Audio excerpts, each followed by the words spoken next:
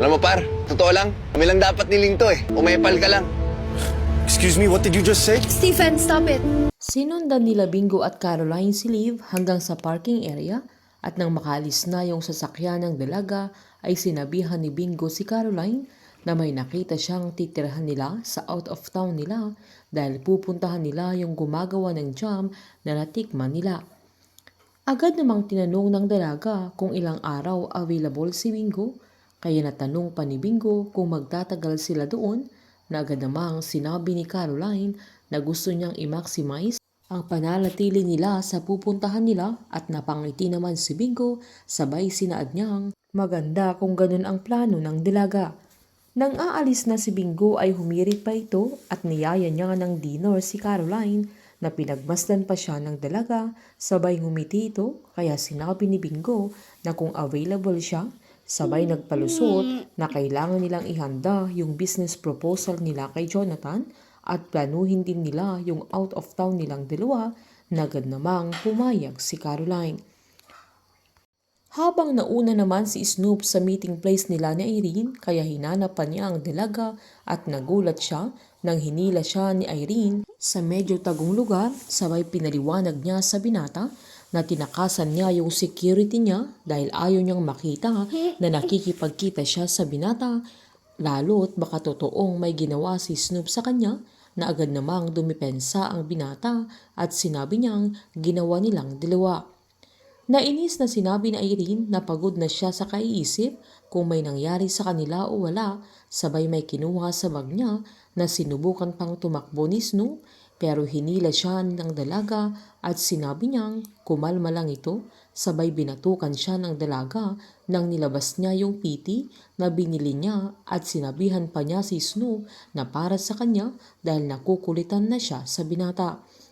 Umalma pa si Snoop kung bakit kailangan pa siyang tawagin ng dalaga lalo't pwede naman siyang mag-pregnancy test sa bahay nila. Giniit naman ni Irene na ayaw naman niyang siya lang ang iiyak kapag nakita niya yung resulta ng pregnancy test. Paglabas naman ni Caroline sa cafe na pinuntahan nila ni Bingo ay nagulat siya nang andoon si Stephen na tinawagan pa ng binata yung bodyguard niya kaya nalaman niyang andoon si Caroline kaya pinagalitan niya ang guard nito at sinabihan niya baka kailangan na siyang matanggal sa trabaho na sinita naman ni Stephen. May pabulaklak pa ang binata sabay pinaliwanag niyang BFF sila kaya tama lang na may access siya sa dalaga sabay niyaya niya pang mag-dinner si Caroline. Agad namang sinabi ng dalaga na hindi siya pwede dahil may dinner sila ni Bingo na agad namang umangal si Stephen sabay tinanong niya kung magde-date sila ni Bingo pero agad namang sinabi ni Caroline na business meeting lang. Agad namang sinabi ni Stephen na makikijoin siya sa kanila na wala nang nagawa pa si Caroline nang ipilit ito ni Stephen.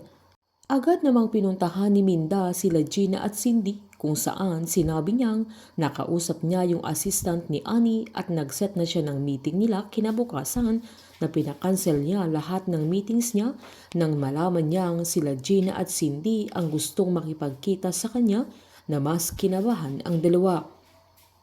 Habang magkakainitan naman sila Stephen at Bingo dahil sa pagpunta ni Stephen sa date nila ni Caroline na pinaghandaan niya ito ng husto pero umalis na siya nang makita niya si Stephen at nagsumbatan pa ang dalawa.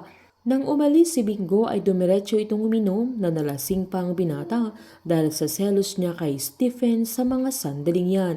Habang susuyuin naman siya ni Caroline at pupuntahan niya ang binata.